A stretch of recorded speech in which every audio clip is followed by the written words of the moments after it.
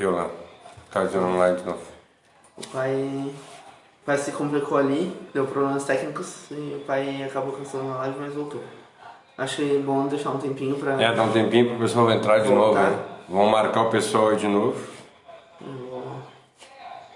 Vou compartilhar a live de novo no meu perfil. Terceira vez, porque antes eu tinha compartilhado errado.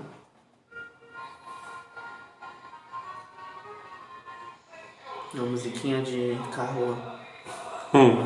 É da pizza. Quem quiser pizza aí, ó. Pizza barata.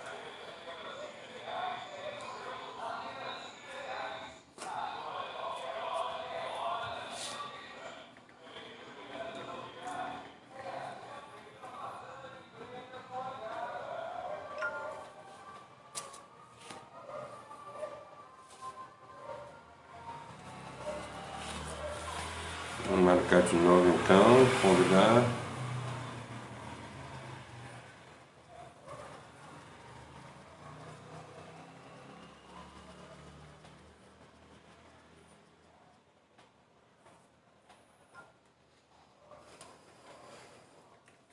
Quantas pessoas tem aí? Agora tá só 2 por enquanto. 3.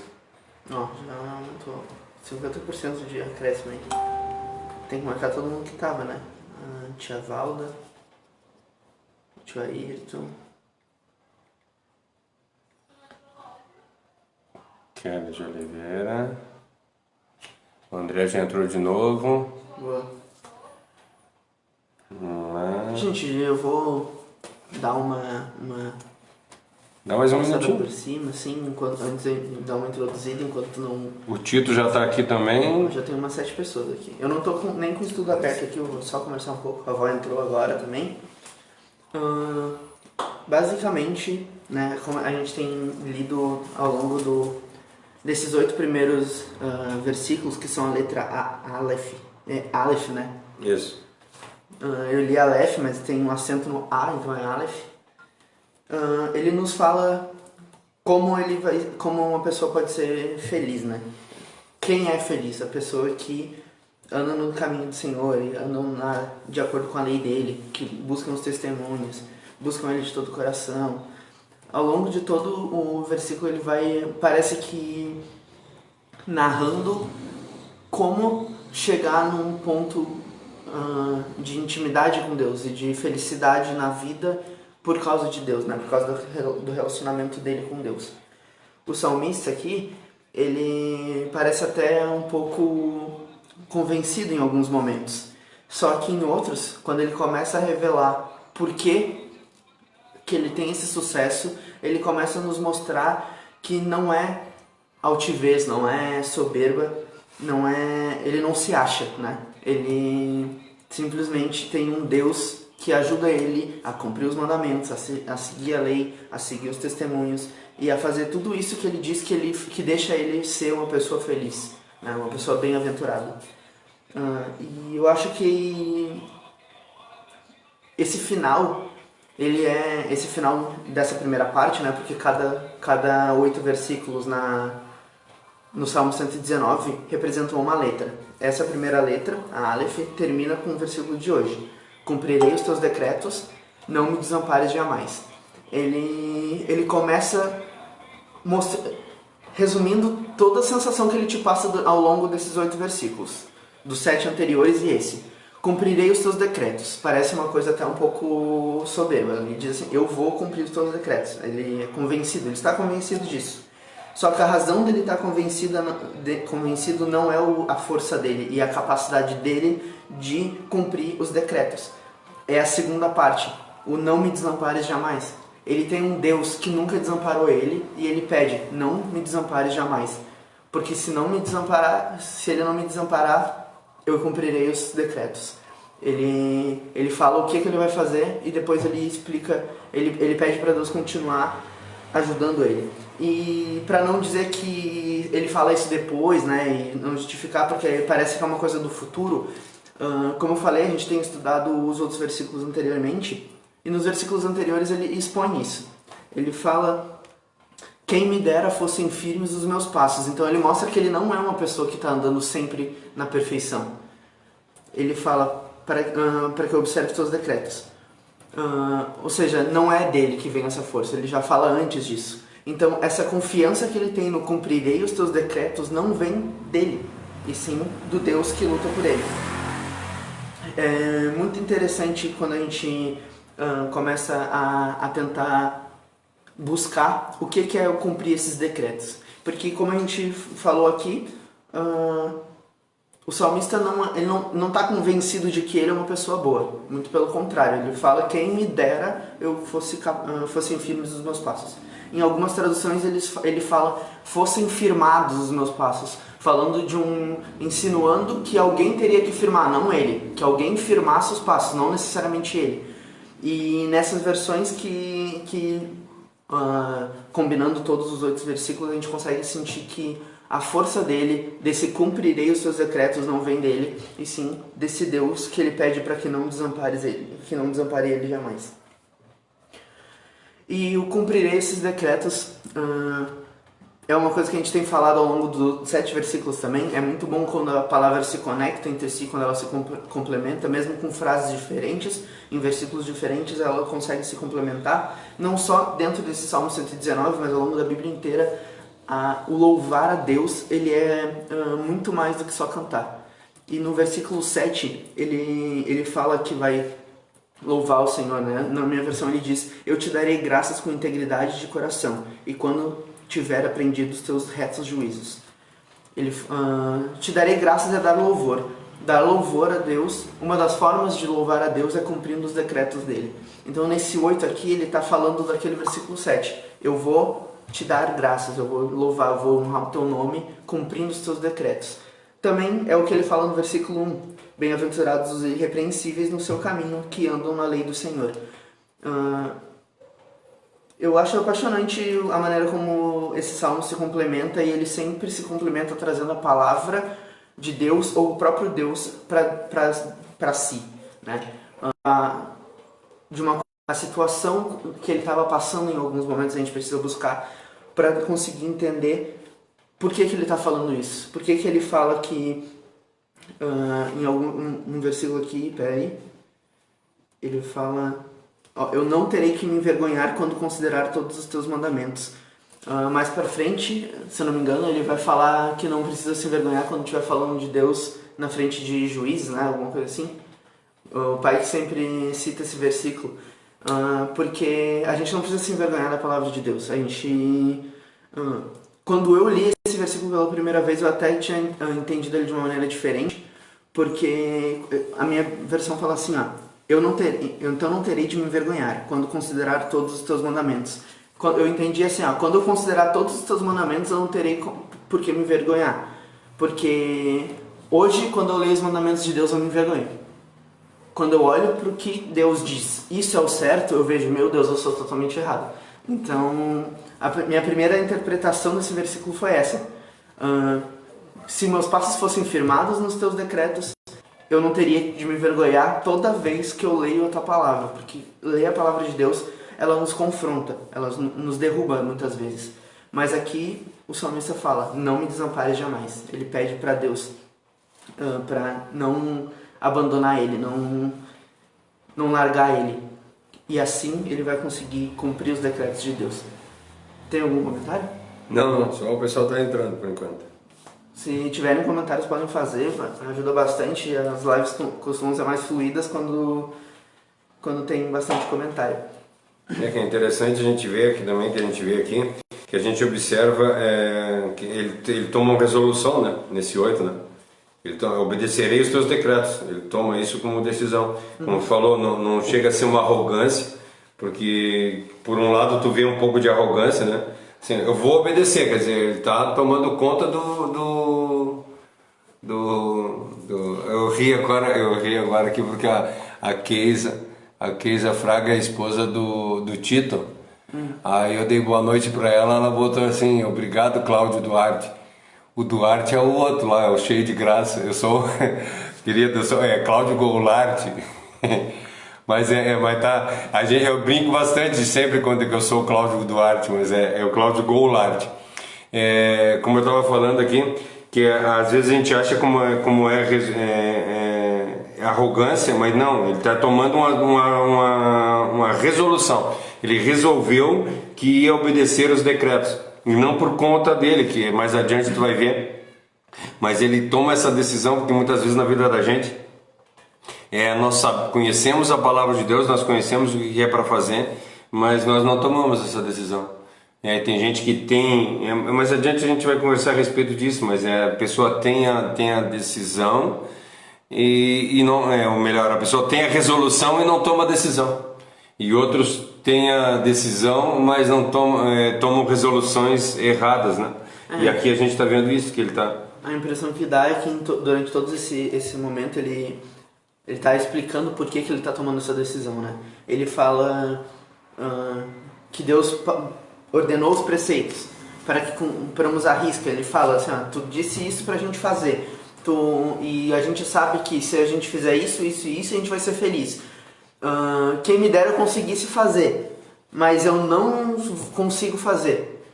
Só que hoje eu tomo a decisão de fazer mesmo assim, mesmo não conseguindo. E daí na segunda parte do versículo ele declara a dependência dele. Totalmente dependente. Dizer, não me desampare jamais, porque se tu não me desamparar, eu vou conseguir fazer, né? Isso que ele está querendo dizer aqui. A Keisa faz um comentário aqui, ela diz assim, que nós estamos na época da graça, o salmista vivia sob a lei.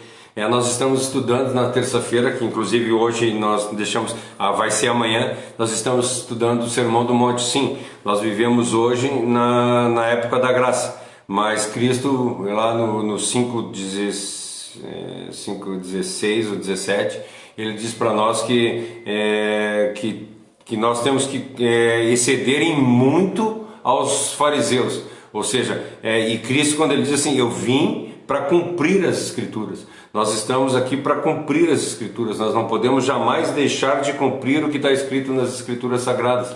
Vivemos na graça, sim, somos salvos pela graça, sim, mas nós temos, por sermos salvos pela graça, nós somos obedientes à lei de Deus.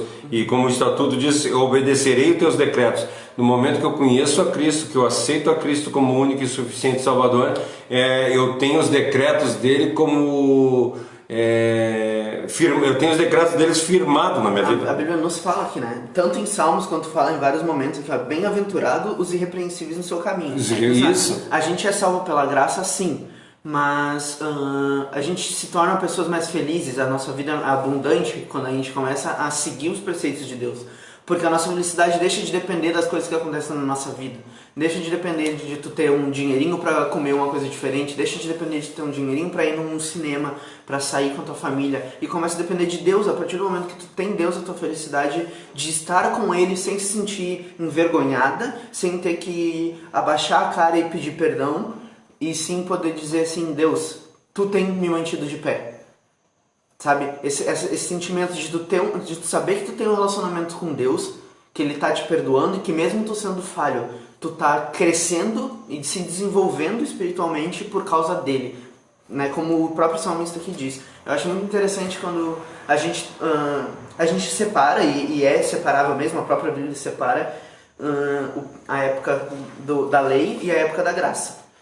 Mas assim como o pai disse que a lei ainda é viva, a lei ainda existe, a lei ainda é pra gente cumprir, Tiago fala, se eu não me engano, sobre a lei, Pedro fala bastante sobre a lei, eles não estavam errados, talvez eles dessem até muito valor para a lei em alguns momentos, por causa da cultura deles, eles cresceram aprendendo sobre a lei, mas a lei não é desprezível, ela é essencial, né? Foi o que nós falamos a respeito quando foi falado, que a Casey estava falando aqui, né? Ela falou que nós vivemos na graça que está escrito no Atos 2, sim. E aí depois ela concordou exatamente com o que nós estamos falando, né? Uhum. Que realmente tudo é bem aonde ela queria começar, que ela queria chegar, ela está dizendo.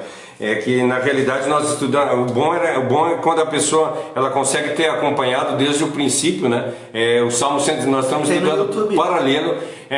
O case, se tu quiser, depois tu entra lá no YouTube, tem a página que tem todos os estudos. que é o Salmo 119, desde o versículo 1 até o versículo 8, ao qual nós estamos hoje, e o Sermão do Monte, desde o primeiro até o 23, que nós vamos entrar amanhã.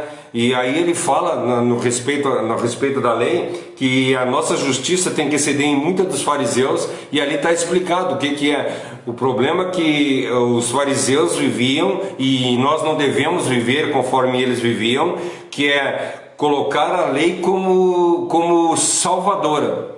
A lei não é salvadora, a lei ela serve de tutora, a lei serve de aio para nós, para que nós possamos andar nos caminhos que é Cristo, que é a graça. Então nós temos que cumprir a lei dentro da graça. Então assim, nós recebemos de graça toda a salvação, e a palavra de Deus diz para nós que é em Efésios 2:8, né, que diz para nós, pela fé somos salvos, e isso não vem de nós, é um dom gratuito de Deus. E aí em outra passagem ele diz, mas a fé sem obras ela é morta. Então nós temos que ter as obras, nós temos que cumprir os mandamentos. Não temos, desculpa, essa palavra temos não existe. Nós cumprimos porque nós amamos a Deus. Nós amamos tanto a Deus que nós jamais entristeceríamos Ele não cumprindo o que Ele diz, porque Ele diz, cumpre a lei aquele que me ama, aquele que cumpre os meus mandamentos. Assim como eu estava falando, né? Assim como a gente percebe, a palavra diz que a lei é viva e não é desprezível no período da graça, a gente consegue ver em vários salmos, e também quando a gente começa a estudar a soteriologia, né, que é o estudo sobre a salvação, a gente começa a ver que a graça também sempre existiu. A graça não começou. Peraí que o carro da pizza tá brabo hoje. Tá indo e voltando aqui na frente. No começo da live ele já... Enfim, eu vou tentar continuar. A minha voz não é muito alta, que nem a do pai, mas eu vou tentar. Enquanto a gente estuda a soteriologia, né, a gente estuda a salvação e como ela é descrita na Bíblia, a gente vê que a salvação nunca foi pela lei, né? Por mais que a época da lei aconteceu e que a maneira de ser salvo que foi proposta era a lei, a intenção de Deus nunca foi dar a lei como meio de salvação, e sim dar a lei como testemunho escrito da nossa incapacidade de servir a Ele. É isso que eu acredito que a lei entendeu? Eu acredito que tanto a lei permanece hoje para nos mostrar que a gente é incapaz de cumprir ela e a gente precisa da graça, quanto antigamente, quando teoricamente não existia a graça era real. Tu vê quando Jesus fala que o coração quebrantado, se não me engano, vale muito mais do que os sacrifícios. Ele fala isso. O próprio Davi, em vários salmos, ele fala como a graça pegava ele e protegia ele, mesmo quando ele pecava, como ele pedia a piedade de Deus, porque ele sabia que ele não conseguia cumprir a lei. A lei nunca foi para ser, né, não foi criada para ser o nosso meio de salvação, porque nós somos corrompidos e incapazes de cumprir a lei. A Bíblia fala que nós pecamos e fomos destituídos da graça, né? A gente foi destituído a gente é incapaz, a gente foi totalmente corrompido. A obediência é melhor do que sacrifício. E a gente começa a ver que se a gente não é capaz de cumprir a lei, se a gente é forçado a pecar pelo nosso próprio eu, como que a lei era um meio de salvação, sabe? Ela nunca foi um meio de salvação, e ela sim nos apontava para um período onde a gente ia entender que a gente é incapaz de cumprir ela, e que o próprio Deus viria cumprir a lei que Ele propôs. Ele cumpriu a parte dele e a nossa parte, e que através de Deus, Deus nos salvaria, entendeu? É uma questão de dele, por ele e para ele, né? Ele criou a lei para honra e para glória dele. Ele cumpriu a lei para honra e para glória dele, para que a honra e a glória dele fosse manifesta. Então é tudo dele, por ele e para ele. Nosso papel é não atrapalhar, como o pai sempre diz. A gente não tem a capacidade de cumprir a lei, mas ela existe. A gente busca cumprir a lei. A gente não tem que cumprir a lei, a gente cumpre a lei, porque ele veio aqui e mostrou que ele era mais forte que a lei, que ele era mais poderoso que a lei. A lei que nos matou e nos derrubou por milhares de anos e que continua, depois que ele veio, nos derrubando e continua nos fazendo sofrer, ele é mais forte do que essa lei. Ele veio, ele cumpriu essa lei e rasgou a lei. E agora a lei está nos nossos corações, a lei está no nosso... A lei é a gratidão, né? Não é mais a obrigação. A palavra de Deus diz para nós que ele riscou a cédula, né, que era contra nós. Então, ele cravou na cruz tudo que tinha de... isso nós lemos em Romanos 8, que diz que já nenhuma condenação há para aqueles que estão em Cristo. Mas daí se a gente voltar, que as pessoas usam muito esse Romanos 8, né? Se vocês tiverem a oportunidade, assistam a live de amanhã para vocês verem que a live de amanhã vai falar a respeito disso. Que às vezes a gente usa tanto, e eu vejo tanto pastores pregando hoje, que Deus ama o pecador, odeia o pecado, mas ama o pecador, e se baseia nessa palavra, que diz assim, já nenhuma condenação há para aqueles que estão em Cristo. E isso nós vemos em Romanos 8:1. Só que se a gente voltar a Romanos 7, ali no Romanos 7 ele diz assim, ó, o bem que eu quero fazer eu não consigo fazer, mas o mal que eu não quero, esse eu faço. Ou seja, quando eu não faço o mal, já não sou eu quem faço, mas é o pecado que habita em mim. E se o pecado habita em mim, e o pecado não entra no céu, e se o seu pecado habita em mim, eu não tenho lugar no céu. E aí o último versículo do capítulo 7, ele diz para nós assim, quem me livrará do corpo dessa morte? Quer dizer, aí não tem ninguém que vai conseguir me livrar. Aí no 8 ele entra, já nenhuma condenação há para aqueles que estão em Cristo. Então aí nós nos apossamos da morte de Cristo, que essa nos libera de todo o pecado. Mas se a gente morrer a morte de Cristo, nós vamos... Exatamente, aí nós caímos lá em João 6. Aí nós vamos para João 6, que diz assim, se nós vivermos a vida de Cristo e morrermos a morte de Cristo, nós ressuscitaremos a ressurreição de Cristo. Então, nós temos que viver. Se nós não vivermos a palavra, é o que está escrito nesse versículo aí. Como é que é o versículo 8?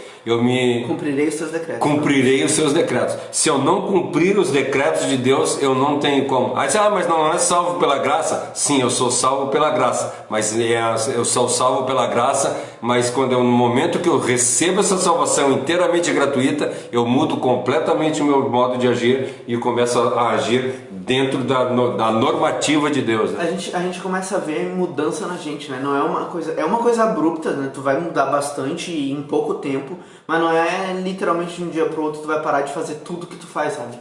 Tu vai começar a perceber que aquilo que tu fazia todo dia começa a te incomodar.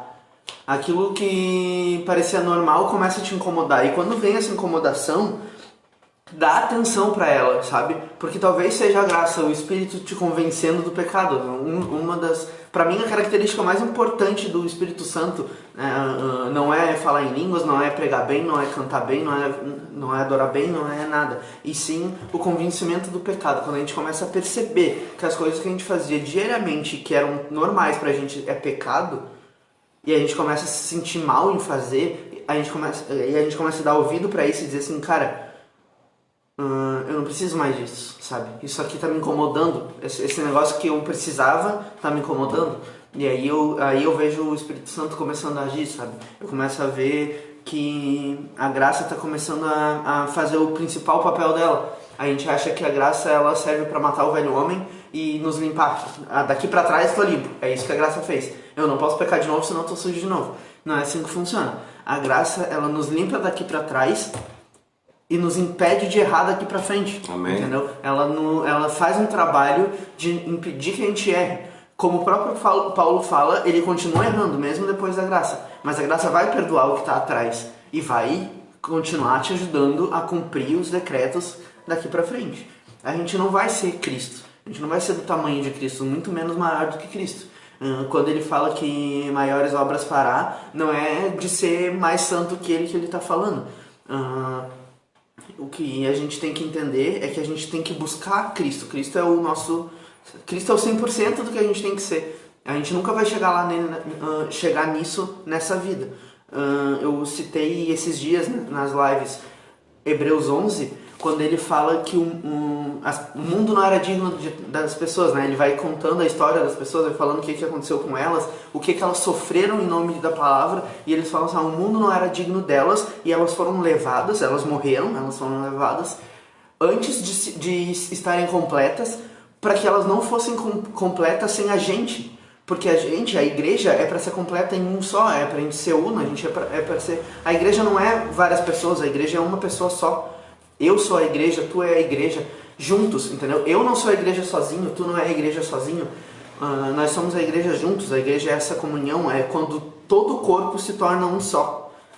E é nesse momento que a gente vai ser 100%, sabe? Quando aquilo que eu sou bom e aquilo que tu é bom se unem, a gente se torna bom de verdade, entendeu? Não quando... porque ninguém vai ser perfeito aqui na Terra, ninguém vai ser como Cristo foi. Não é esse é o nosso objetivo, mas a gente tem que entender que a gente só vai cumprir esse objetivo quando a gente estiver lá no céu junto com Ele. Eles prossigam para o alvo, prenda a soberana vocação, eu prossigo para o alvo. Se ele dissesse eu alcancei o alvo, nós nunca alcançamos. Nós só vamos alcançar o alvo o dia que nós chegarmos lá. Então, assim, e aí ela fala aqui para nós assim que o Espírito Santo habita em nós, exatamente é o Espírito Santo que age em nós. Se não for por intermédio do Espírito Santo, que às vezes a gente diz assim, essa resolução, vamos lá de novo, né? Ele diz, obedecerei os teus decretos. E se obedecerei os teus decretos, ele deu um passo de fé, mas jamais ele conseguiria, que às vezes a gente diz assim, o Espírito Santo foi dado para nós, depois que o Espírito Santo age depois da morte de Cristo. Não, ele já agia em Davi, porque se ele não agisse em Davi, como é que Davi ia dizer assim, obedecerei os teus decretos? O convencimento do pecado é uma característica do Espírito, né? O Espírito Santo não consegue, nós não conseguimos ser, a palavra de Deus para nós que o Espírito Santo nos convence do pecado, da justiça e do juízo. Quer dizer, se nós somos convictos que somos pecadores, veja a live de amanhã. Se nós somos convictos que nós somos pecadores, é por causa que o Espírito Santo nos tocou. Porque se enquanto nós não formos tocados e o Espírito Santo não agir em nós, nós vamos nos achar... sabe quando tu diz para uma pessoa assim, tu precisa te converter, porque tu tem que parar de pecar. A pessoa vai olhar para ti e vai dizer assim, cara, eu não roubo, eu não mato, eu não... Quer dizer, as pessoas não veem o pecado, as pessoas não veem o erro nela, só o Espírito Santo que vê o erro. Por isso que a gente tem que pensar dessa forma, que quando ele fala, eu obedecerei teus decretos, ele está dizendo que ele vai observar tudo que diz, que a lei diz, e ele vai ter um viver santo. É isso? Não que ele vai ser santo, não, ele vai ter um viver santo.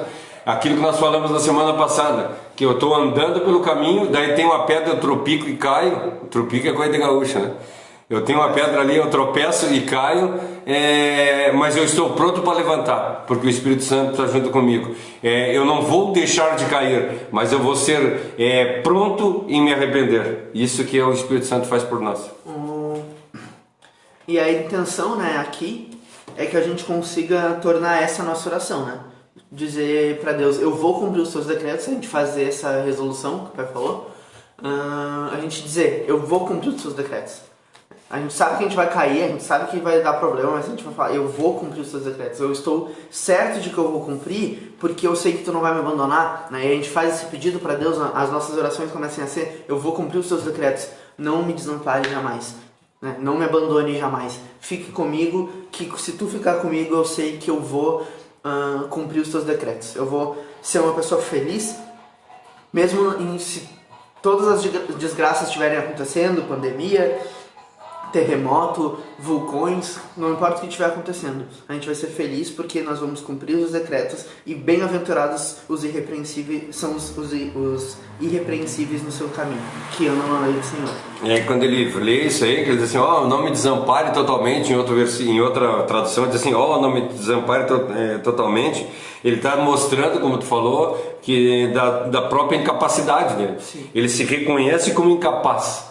Ele fica tremendo e temendo diante de Deus. Ele diz assim, eu vou cumprir teus decretos, mas tu não me desampara, porque se tu me desamparar, eu não consigo fazer nada. Ele está mostrando a incapacidade total aqui nesse versículo. Mas é bom ressaltar isso, a gente falou no começo da live, mas é uma coisa muito importante, né? Essa humildade. Perante Deus nós temos que ser humildes. A gente tem que ser humilde perante os outros também, Mas é que assim, ó, se a gente não tá conseguindo ser humilde perante as outras pessoas, vamos trabalhar nossa relação com Deus, vamos aprender a ser humilde com Ele, que eu tenho certeza que Ele vai nos ajudar a ser humilde perante as outras pessoas. Né? O Espírito Santo te ensina isso. Mas se a gente não tiver a capacidade de ser humilde perante Deus, a gente não... Cara, a gente tá perdido, entendeu? Se a gente não entender que a lei veio para nos mostrar que nós somos incapazes, se a gente achar que a gente consegue cumprir a lei, a gente tá muito perdido, entendeu? Por nós mesmos. A gente não entendeu nada do sacrifício, né? A necessidade... Se a gente precisa de um Cristo, se a gente adora um Cristo, um Salvador, é porque a gente precisa de salvação. Se a gente precisa de salvação, alguma coisa errada tem. Né? Alguma coisa está acontecendo que a gente precisa de um Salvador. A gente precisa parar de ser arrogante. A gente precisa parar de pensar que os cristãos são pessoas boas. A gente não é pessoas boas. Ninguém é. Nem os cristãos, nem os não cristãos. Né? Jesus Cristo, enquanto homem, disse que não Jesus era Cristo nos disse, ele fala, quando chamam ele de bom mestre, ele diz bom é só Deus, só o Pai. Porque bom é uma coisa completa. E a única vez que Cristo disse que está completo foi na cruz, quando ele disse está consumado. Aí ele está completo. Ali ele se tornou bom, porque ele estava completo. Entendeu? E a gente não vai ser completo nessa terra, né? A gente não vai ser completo nessa terra, como eu falei. A gente não vai ser bom nessa terra. As pessoas não são boas. A gente está em um processo de purificação, de santificação. A gente está buscando ser como Cristo era. E se Cristo... como Cristo era na Terra, e Cristo na Terra não era bom. Então o nosso alvo não era bom. O nosso 100% não é bom, e a gente está longe do 100%, isso eu te garanto.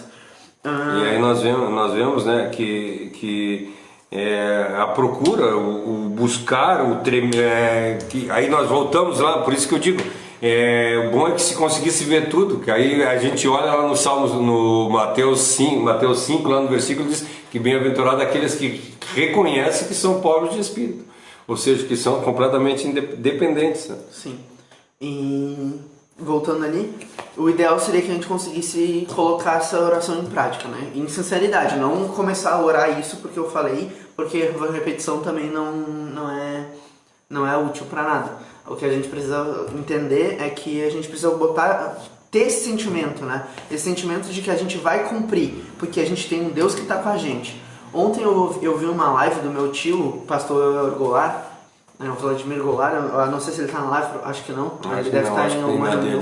Hoje tem na dele, eu acho. E, cara, a live dele foi, assim, foi extremamente pesada e reconfortante ao mesmo tempo. Ele estava falando sobre Asaf.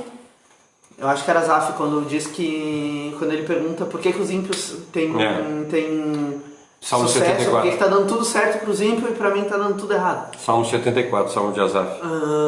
E o meu tio estava falando sobre esse salmo, sabe? Ele estava conversando sobre experiências dele, experiências que amigos dele contaram para ele, de momentos que viveram que deram esse sentimento, sabe? Esse sentimento de Deus, cadê tu? Cadê a tua justiça? Por que isso está acontecendo? E nessa mesma live ele fala de uma coisa muito parecida com essa oração, né? O meu tio ele propõe que a gente comece a orar uma oração que pede para Deus nos ajudar a cumprir, a fazer as coisas direito, a entender onde que Ele está agindo na nossa vida. Eu sei que assim, se vocês tiverem tempo de ir na página, né? Eu acho que era o Ministério Sementes que ele está fazendo live. E der uma olhadinha, é muito bom também. Eu não vou falar todo o conteúdo da live dele, porque o conteúdo da live dele já ia estourar o nosso. Mas assim, eu super recomendo porque ele fala justamente isso, sobre eu vejo nele o que eu vi na live dele ontem, quando eu estava estudando sobre isso aqui, uma confirmação dessa oração, né? Ele recomendou que as pessoas da igreja dele que estavam assistindo a live fizessem uma oração parecida com essa aqui. Eu cumprirei os seus decretos, não me desampares jamais. E foi muito bom ouvir a live dele ontem. Olha, deixa eu só falar com uns que entraram aqui. A Ivonete Maria dos Santos entrou, está conosco. A Emanuele lá de Gravataí está conosco, a Luana está conosco, aquele já falei, deixa eu ver quem mais, a tia Valda já falei também, né? A Fátima Sema está conosco, a Jaqueline, a Jaque está conosco, O pastor Alexandre está conosco. Agora começou a chegar. A Eliana está conosco. O pessoal da nossa igreja está chegando um pouco atrasado. A Ellen está conosco. O pessoal, a Ellen e a Anice. Ah, minha prima. A prima. Eu falei teu pai aí, ó.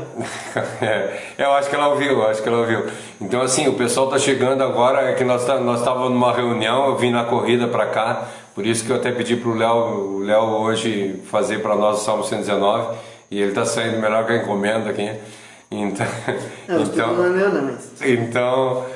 Mas também não é meu, então nós empatamos. Então, o pessoal está chegando atrasado, que nós fizemos uma reunião a respeito a respeito dos cultos, né?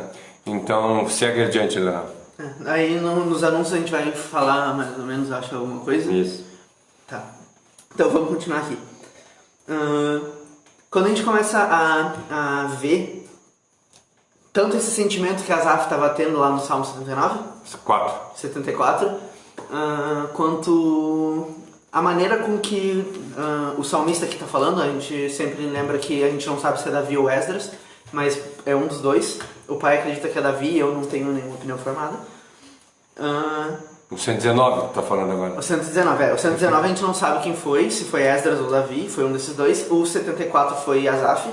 E principalmente no de Asaf, e o que esse aqui dá a entender é uma coisa que é o que a gente está falando ao longo dessa live. Sem Deus nós somos frágeis, nós somos incapazes de cumprir a lei, né? A gente começa a ver que nós somos pessoas altivas, né? Nós somos pessoas arrogantes por natureza. A gente vê um negócio, a gente acha que a gente é capaz de fazer, a gente quer mostrar que a gente é capaz, a gente dá com a cara na parede e inventa 1001 desculpas para isso. Nós falamos da palavra, mas não vivemos ela. A gente não busca a presença de Deus. A gente não vive a palavra, né? A gente fala dela e não vive ela. E é isso que eu acho que não agrada a Deus, sabe? Eu acho que é isso que tá faltando na gente, assim. O nosso caráter acaba se tornando pobre, porque nós somos pessoas arrogantes com Deus, nós somos pessoas arrogantes com o próximo, a gente começa a fazer as coisas pelo nosso próprio benefício. Esses dias a gente estava conversando, eu e o pai, e tem pessoas que são altruístas por puro egoísmo, né? Para satisfação própria, por causa daquele desejo, por desejar aquele sentimento gostoso de poder dizer eu ajudei, aquele sentimento gostoso de ver o sorriso de alguém porque tu ajudou ela. A gente não faz as coisas para Deus, a gente faz as coisas para nós. Até as coisas que a gente faz para os outros a gente está fazendo para nós. E esse definitivamente não é o cristianismo, né? O cristianismo, ele é literalmente até as coisas que a gente está fazendo para nós, a gente fazer para Deus. É exatamente o oposto. Quando eu e a Cássia estavam conversando esses dias sobre como é muito fácil a gente se perder de Deus fazendo a obra de Deus, sabe? Quando te dão um papel na igreja e tu tá tão focado em desempenhar aquele papel e ser bom que tu esquece de Deus. Tu deixa Deus de lado e coloca o ser bom naquele negócio, receber elogio, fazer direito, honrar teu próprio nome. E aí a gente tenta tanto fazer os negócios direito, não que fazer o negócio direito seja errado, gente, calma. O que eu tô dizendo é tu colocar como um Deus na tua vida o teu ministério. Isso é pecado. Isso é idolatria. Tu tá idolatrando o teu ministério, tu tá idolatrando a ti mesmo. Qualquer coisa que tu faça que não seja pra Deus, pode ter certeza que tu tá fazendo pro teu próprio benefício, pra tua própria honra, e isso é idolatria a si mesmo. Tem muita gente que idolatra o dinheiro por idolatria a si próprio, né? A gente quer dinheiro pra fazer coisas pra gente, a gente quer dinheiro pra fazer coisas pra gente. Tem gente que quer dinheiro por ter dinheiro, isso aí seria idolatria ao dinheiro mesmo, mas tem muita gente que idolatra o dinheiro porque que busca dinheiro incessantemente, não por idolatria ao dinheiro, mas por idolatria a si mesmo. A gente vê na academia, tem muita gente que idolatra o próprio corpo, idolatra a própria beleza, a grande questão é que nada do que a gente faz é pecado se a gente não fizer de uma maneira pecaminosa, né? Se a gente cuida do nosso corpo, a gente não está pecando. Se a gente vai na academia para cuidar do nosso corpo, a gente não está pecando. Se a gente idolatra o nosso corpo e trata o nosso corpo como uma relíquia, uma coisa maravilhosa que a gente não pode sujar, a gente não pode tocar, a gente precisa... a academia é mais importante que qualquer coisa, porque senão o meu corpo não vai ser tão bonito. Se a gente idolatra a nossa própria beleza, a gente está pecando. A gente precisa se cuidar, a gente precisa se manter bonito por causa da autoestima, né? Uma coisa que a gente sempre fala que é a gente tem que amar o próximo como a si mesmo. Se a gente não amar a si mesmo, não adianta nada esse versículo, entendeu? A gente está jogando o sentido do versículo fora. A gente precisa se amar, a gente precisa ter autoestima, a gente precisa confiar na gente quando a gente está com Deus. O problema é quando a nossa confiança ultrapassa esse estar com Deus, a gente começa a confiar na nossa própria força. E é isso que o salmista não está fazendo aqui. Que ele diz, eu cumprirei os teus decretos, não me desampare jamais. Ele pede para Deus firmar os passos dele para que ele possa cumprir os decretos. Ele pede para Deus não abandonar ele para que ele possa continuar cumprindo os decretos. Porque sozinho ele não consegue. A gente é frágil sozinho. A gente é extremamente arrogante, a gente acha que a gente é perfeito, mas quando a gente dá com a cara na parede, a gente coloca 1001 desculpas para justificar o nosso fracasso. Nunca é culpa nossa. Que a gente sempre vai fugir da responsabilidade. A gente quer o galardão sem ter a responsabilidade que vem antes dele. E isso é extremamente errado. Isso é deturpar a palavra, né? Isso é fugir do foco. A gente está idolatrando a gente. E muitas vezes a gente está usando a palavra de Deus e as coisas de Deus para nosso próprio benefício. E basicamente isso é ser um falso profeta. Quando a gente começa a usar a palavra de Deus para justificar o que a gente está fazendo, para justificar a busca por elogios, por um status social dentro da nossa sociedade, da nossa comunidade, aí a gente está idolatrando a nós mesmos, nós estamos sendo falsos profetas. Isso a gente vê amanhã, o nome do estudo amanhã é a grande pecaminosidade do pecado.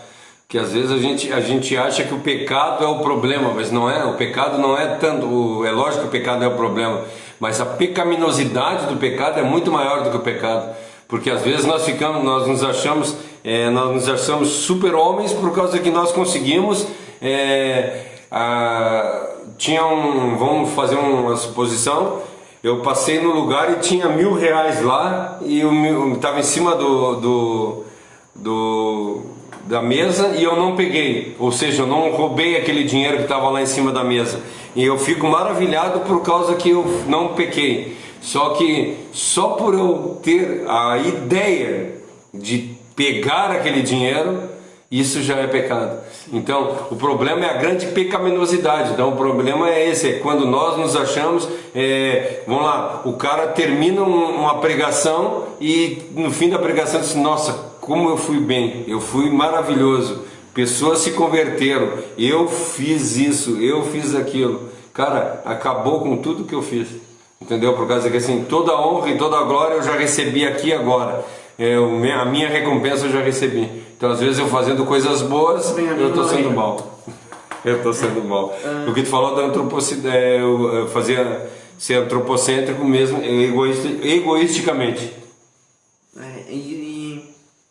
Cara, quando a gente começa a fazer essa oração com sinceridade, mostrando nossa fragilidade, reconhecendo a nossa fragilidade, sendo humildes de espírito, né? Reconhecendo que somos pobres de espírito, pode ter certeza que Deus vai nos ouvir, né? Ele não vai deixar de ouvir alguém que não esquece a lei dele. Ele não vai deixar de virar a sua face para aqueles que estão buscando Ele e reconhecendo que o que a gente está fazendo é por gratidão a Ele e por ajuda dele, e o que a gente não está fazendo é porque a gente ainda não é capaz, mas a gente está buscando, a gente está buscando. O reconhecimento da incapacidade, né? É reconhecer a incapacidade que a gente tem sozinho, a nossa fragilidade sozinho. Como a gente vê no Salmo 74, citando Asaf de novo, porque ontem a pregação foi muito boa mesmo. Se Deus vira a face pro outro lado, se esconde de nós, não se esconde, né? Acho que é mais a gente que deixa de ver do que ele se esconder, mas se a aparência de Deus some na nossa vida, nós ficamos desesperados, como Asaf fica nesse salmo, né? Ele faz um salmo de súplica. Davi tem um monte de salmo de súplica. Cara, tem salmos de Davi que são chorosos, assim, de ler, difíceis de ler, porque tu vê assim, caraca, eu não sabia que Davi passou por isso, né? A gente sempre quer ser Davi quando depois que derrubou o gigante. A gente sempre quer ser Davi que foi ungido rei, mas a gente esquece que Davi, entre ser ungido rei e se tornar rei, ele foi perseguido por um monte de gente, tentaram matar ele um monte de vezes, caluniaram ele, mentiram pra ele. Ele, depois de rei, foi caluniado, foi perseguido, foi humilhado, pecou e se sentiu humilhado por pecar. Então, a gente vê que quando Deus vira a face para o outro lado, nós caímos. Toda a arrogância que a gente tem, toda a soberba que a gente tem, quando a face dele está apontada para a gente acha que é mérito nosso, quando ele vira o rosto, isso tudo some. Isso tudo some porque se ele virar o rosto da gente, as coisas param de acontecer e a gente vê que sem ele a gente não precisa, não tem como. É o que a gente estava falando no começo dessa pandemia, que tem muita gente voltando para Deus agora. Porque Deus estava abençoando, Deus estava dando coisa e as bênçãos estavam afastando as pessoas de Deus. Porque as bênçãos fazem isso às vezes. Se a gente não sabe administrar e agir com sabedoria em relação àquilo que Deus nos dá, essas coisas nos roubam de Deus. E eu vejo que tem muita gente voltando porque está reconhecendo a fragilidade agora. Só que a gente tem que saber reconhecer a fragilidade quando está tudo dando bem também. Quando está tudo certo, a gente tem que reconhecer a fragilidade. Quando a gente está montado em dinheiro, rico e com a nossa vida toda pronta, feita, a gente tem que reconhecer a nossa fragilidade, que a gente não é nada sem Deus. E se a gente não conseguir reconhecer que a gente não é nada sem Deus, a hora vai chegar que ele vai virar o rosto e a gente vai cair desse montinho de dinheiro aí, a gente vai cair, vai dar de cara no chão e vai doer bastante. A gente consegue ver isso acontecendo várias vezes ao longo da palavra de Deus. Se a gente aspirar e guardar os seus estatutos, ele nos guardará, sim. Sua graça nos levará a cumprir sua lei. É o que o pai estava falando, né? Eu achei interessante ler essa frase aqui porque ela vai de encontro com o que a gente estava falando mais cedo. A sua graça nos levará a cumprir a sua lei. A gente não cumpre a lei porque a gente precisa cumprir a lei. E aí sim, a gente está vivendo na época da graça, mas as coisas se complementam. A gente cumpre a lei porque a graça nos encheu, a gente está transbordando de graça. E a nossa maneira de ser grato e de manifestar a diferença que Deus faz na nossa vida é cumprindo a lei dele, por mérito dele e não por mérito nosso. É sempre bom destacar isso. Vemos nisso um gracioso crescimento, pois da simples admiração da benevolência de Deus chegamos ao ardente anelo por ele. Mais uma vez, citando esses 8 versículos do Salmo, porque a gente vê que Davi começa exaltando a palavra, e aí no final ele diz assim: não me desampare jamais. Ele fala tão bem de Deus que no final tudo que ele consegue dizer é: eu preciso disso tudo que eu falei na minha vida, porque os mandamentos são bons, os estatutos são bons, os decretos são bons, os testemunhos são bons, a lei é boa. E eu preciso disso na minha vida. Eu quero buscar de todo o meu coração, porque isso é bom pra mim. Eu não preciso de dinheiro, eu não preciso de nada. A gente até ri que um rei como Davi, várias vezes ele consegue ser extremamente humilde para um rei, o que é muito estranho, assim, as coisas que ele fala para um rei falar. Se a gente coloca na boca de um rei, qualquer outro rei, a gente consegue ver que não faz sentido. Mas quando Davi fala, a gente consegue se conectar, a gente consegue ver essa humildade em Davi. E isso é uma coisa que eu admiro bastante em Davi, né? Ele nunca foi um cara perfeito. Mesmo ele sendo um cara de acordo, segundo o coração de Deus, ele nunca foi perfeito. Mas ele é um cara extremamente humilde. Eu acho que isso que faz ele ser um cara segundo o coração de Deus. A gente vê essa descida abrupta, vê lá do início. Lá no início ele está dizendo bem-aventurado, então ele está falando de coisas maravilhosas, ele está falando de bênção no versículo 1, 2 e 3, e aí chega no 8º versículo aqui, ele está em pranto.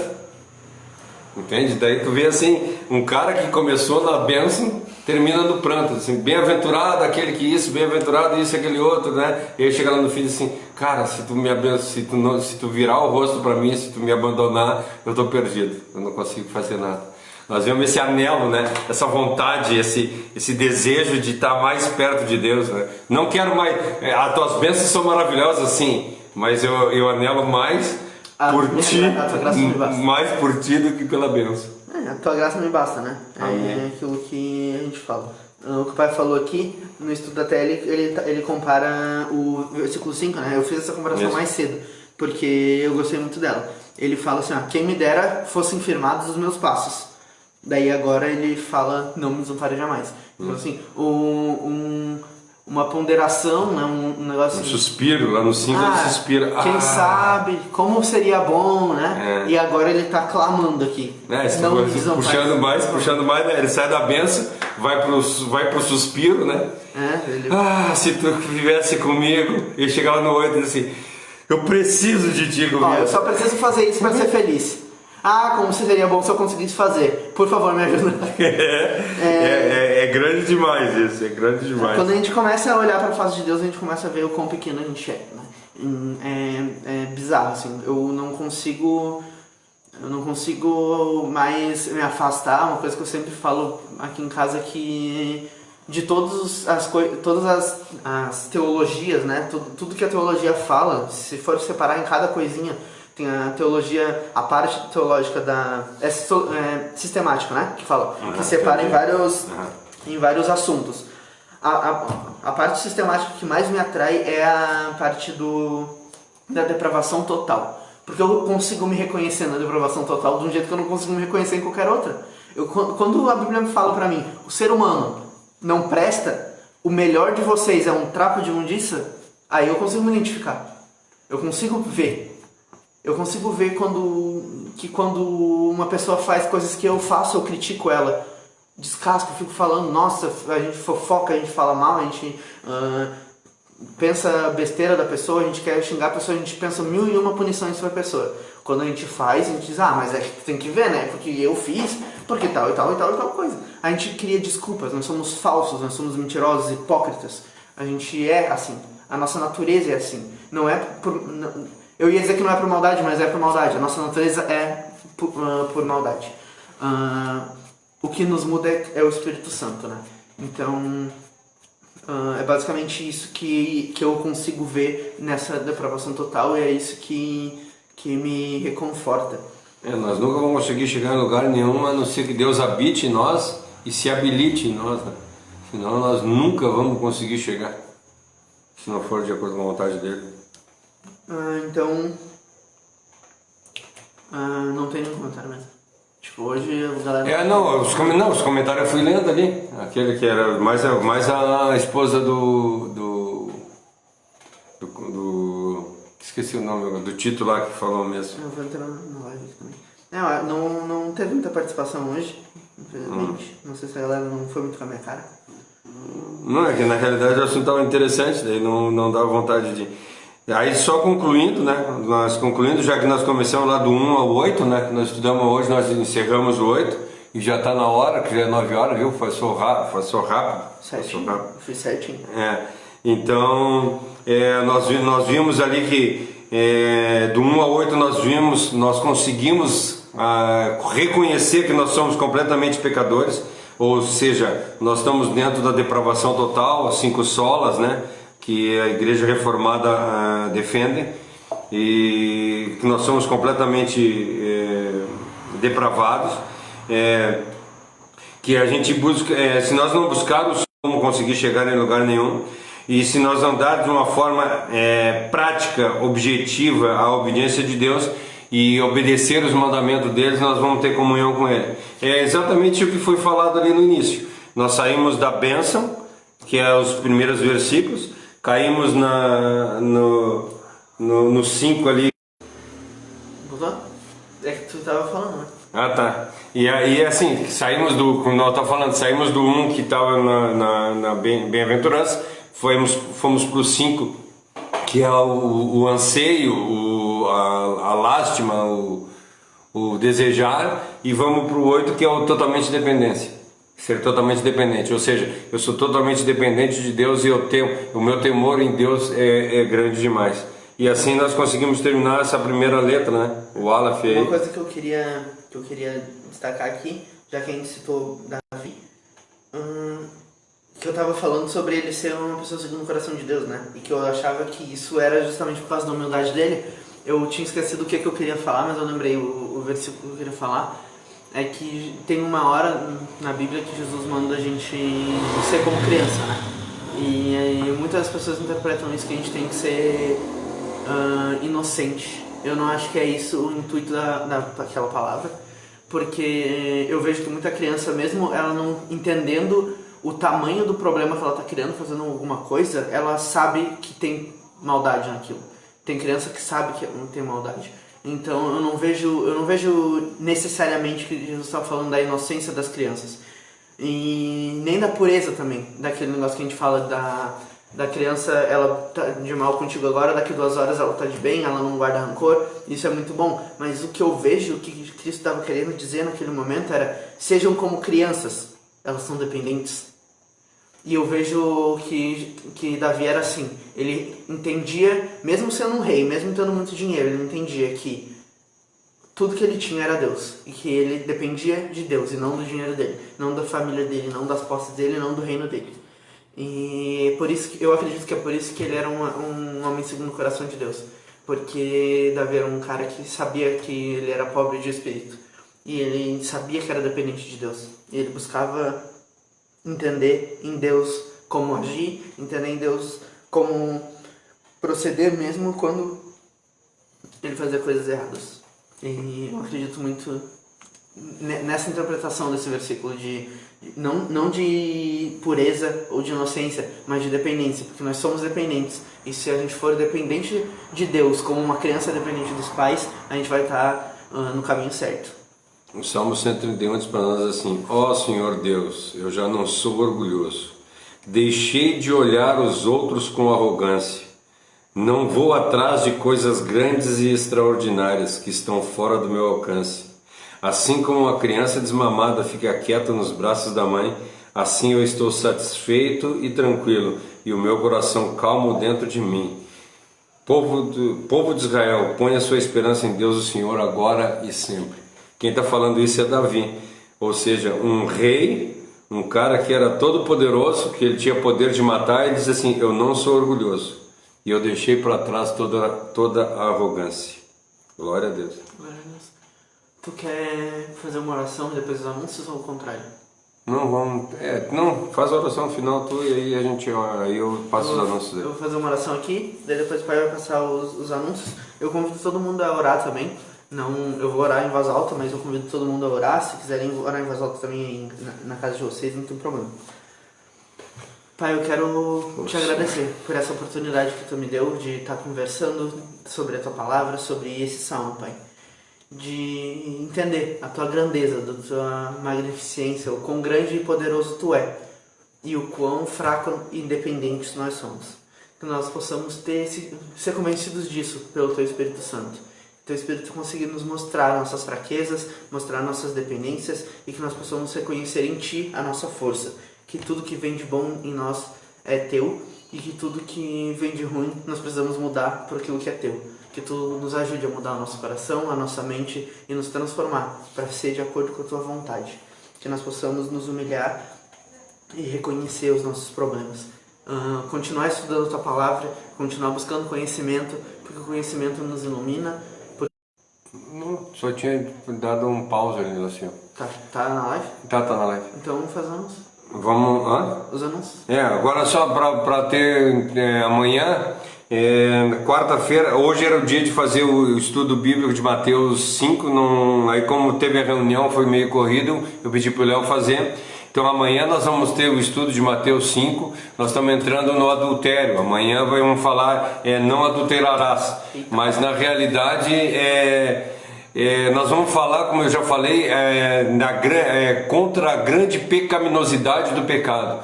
Então que vocês possam estar conosco para ver a live amanhã. Vai ser Mateus 5, o Sermão do Monte. Vamos falar sobre a grande pecaminosidade do pecado. O pecado verdadeiro por trás do ato, né? Isso, não o ato em si, que é o pecado, mas o grande monstro que existe dentro de nós, da depravação total. Começa antes do pecado. A pecaminosidade. Nós vamos falar a respeito da pecaminosidade do pecado amanhã. Na quinta-feira nós vamos ter culto presencial na igreja. Como nós estamos, o governador sancionou uma lei a qual a gente pode ter 30% da população da igreja lá. Nós colocamos lá as cadeiras, hoje fomos lá, colocamos de 1,5 m em 1,5 m, conforme foi orientado pela saúde. Então na quinta-feira nós vamos ter culto, nós conseguimos colocar 40 cadeiras. Então eu peço, se vocês puderem, quiserem mandar já assim, eu vou ir para a gente já saber quem vai ir, para a gente ter que só vai poder entrar 40 pessoas. Os cultos vão ser transmitidos? Os cultos vão continuar sendo transmitidos por enquanto, tá? Vai ser mantido nas quintas. Nós vamos ter culto nas quintas-feiras, 40 pessoas, e aí no culto de domingo, como nós temos uma permanência lá de 100 e poucas pessoas e nós não vamos conseguir fazer, nós em reunião decidimos, os pastores em reunião, o corpo de obreiro decidiu que nós vamos ter o culto no sábado às 7h30 da noite e no domingo às 7h30 da noite. Nós vamos dividir as pessoas. Então nós vamos criar um grupo onde você vai conseguir colocar o seu nome para a gente mais ou menos saber quem vai ir em cada culto. Então nós precisamos ter 40 pessoas por culto, no máximo 40 pessoas por culto.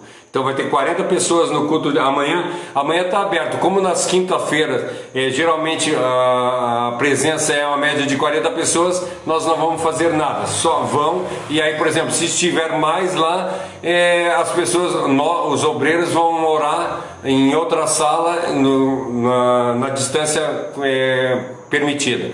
Então quem ir amanhã vai assistir o culto. Tem que ir com máscara e vai ter luva lá, tá? Então assim, álcool gel. Quando a pessoa chegar, ela vai ser colocado álcool gel para ela fazer a limpeza que deve ser feita, e é obrigatório máscara. Então amanhã vai ter o culto. Aí no sábado e no domingo nós teremos culto também. E na sexta-feira daí não vai ter a live.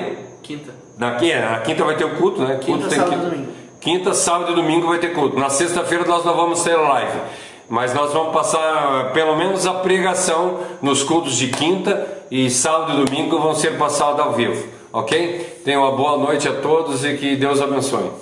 Amém.